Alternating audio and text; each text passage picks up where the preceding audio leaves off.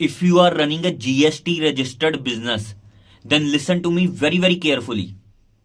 India में ना majority business owners एक बहुत ही बड़ी गलती करते हैं एवरी मंथ जीएसटी कंप्लायंस से रिलेटेड, जिसकी वजह से उनका कैश फ्लो नेगेटिवली इंपैक्ट होता है, उनकी जीएसटीआर रिटर्न्स डिले होती हैं, उन पर एवरी मंथ जीएसटी पेनल्टी पड़ती है, जीएसटी का नोटिस आता है एंड उनका GST compliance risk every month increase होता रहता है। वो बहुत बड़ी गलती है। जीएसटी अमाउंट जो वो कस्टमर से कलेक्ट करते हैं उसको अपना पैसा मानना। GST amount is not your income. GST amount is not a business income. GST law के अकॉर्डिंग बिजनेस ओनर का एंड गवर्नमेंट का प्रिंसिपल एंड एजेंट का रिलेशनशिप है, जहां पर गवर्नमेंट प्रिंसिपल है एंड बिजनेस ओनर एजेंट है। Agent for what? गवर्नमेंट ने बिजनेस ओनर को यह रिस्पॉन्सिबिलिटी दी है कि वो कस्टमर से जीएसटी की अमाउंट, दैट इज टैक्स की अमाउंट कलेक्ट करेगा एंड कलेक्ट करने के बाद गवर्नमेंट को ट्रांसफर कर देगा। एक बिजनेस ओनर सिर्फ और सिर्फ कस्टमर से जीएसटी कलेक्ट करता है, उसको अर्न नहीं करता। GST amount is not your income. इस पूरे कॉन्सेप्ट को ना हम रियल लाइफ एग्जांपल के साथ समझते हैं। If you are running a business, if you are selling a product that cost ₹70, उसमें आपने अपना प्रॉफिट मार्जिन ऐड किया दैट इज ₹30, तो कस्टमर के लिए क्या प्राइस पॉइंट हुआ? 70 + 30 इज इक्वल टू ₹100। इसको जीएसटी कॉन्सेप्ट के अकॉर्डिंग जीएसटी टैक्सेबल वैल्यू बोलते हैं, जिसके ऊपर टैक्स लगेगा। टैक्स रेट एज्यूम करते हैं 18%, टैक्सेबल वैल्यू 100, उसके ऊपर 18% दैट इज ₹18। ₹18 जीएसटी हुआ, ₹100 टैक्सेबल वैल्यू हुई, ₹18 जीएसटी हुआ, तो कस्टमर ने आपको दिए ₹118।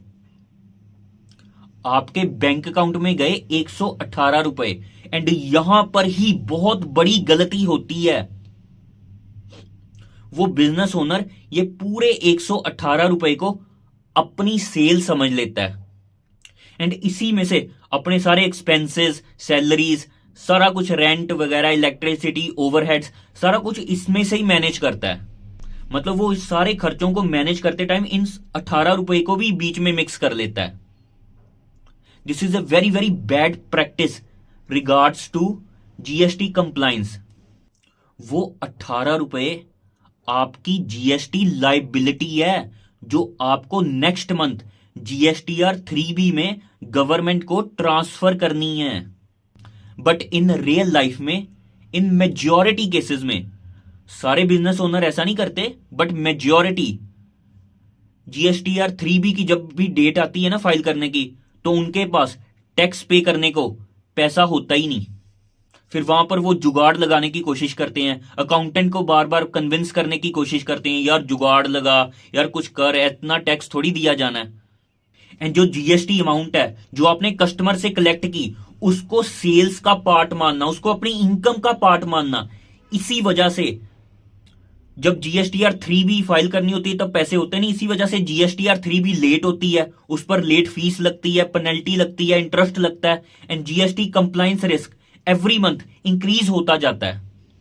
एंड इसी प्रॉब्लम को एंड इसी फाइनेंशियल इनडिसिप्लिन को पूरी तरह से जड़ से खत्म करने के लिए हमारी अकाउंटिंग फर्म ने हमारे जो क्लाइंट्स हैं, जो वैल्यूएबल क्लाइंट्स हैं, उनके बिजनेसेस में एक बहुत ही ज्यादा स्मूथ, एक बहुत ही बेहतरीन सिस्टम इन्फोर्स करा। वो सिस्टम ऐसे काम करता है कि हम ना अपने जो भी हमारे बिजनेस ओनर्स हैं, जो भी हमारे वैल्यूएबल क्लाइंट्स हैं, उनको एवरी वीक एक अमाउंट कैलकुलेट कर कर बताते हैं। जो भी उनका प्राइमरी करंट अकाउंट है उसमें से एक नए करंट अकाउंट में जो कि हमने उनका खुलवाया होता है, वहां पर वो जीएसटी की अमाउंट जो भी एवरी वीक वो कलेक्ट करते हैं वहां पर ट्रांसफर करवाते हैं। एवरी सैटरडे एक मंथ में 4 बार, ताकि बिजनेस ओनर को भी चुभे ना कि हर मंथ में एक एंट्री की बजाय हमने एक मंथ में 4 बार ये रखा है सिस्टम।